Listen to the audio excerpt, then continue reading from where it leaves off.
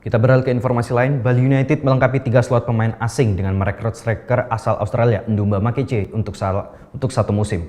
Kehadiran mantan pemain Sarawak FA ini diharapkan menjadi solusi tumpulnya lini depan Serdadu Tridatu. Sempat mengalami cedera ankle saat mengikuti seleksi pekan lalu, striker berpaspor Australia Ndumba Makece akhirnya diganjar kontrak 10 bulan oleh manajemen Bali United. Pemain yang musim lalu merumput di Liga Malaysia bersama Sarawak FA ini dinilai memenuhi kriteria tim pelatih Serdadu Tridatu. Selama beberapa hari mengikuti seleksi, pemain berusia 24 tahun ini menunjukkan ketajamannya dengan mencetak sejumlah gol.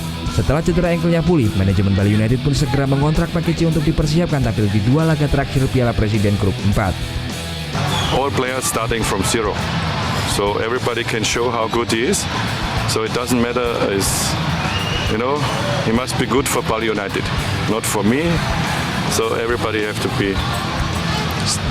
bring 100% and then we will see.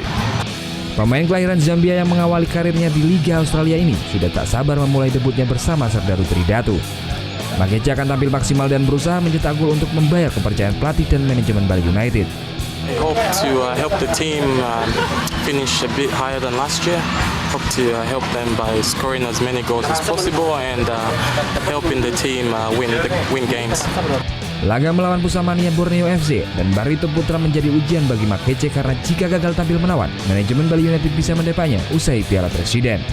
Muhammad Hasanuddin melaporkan untuk NET.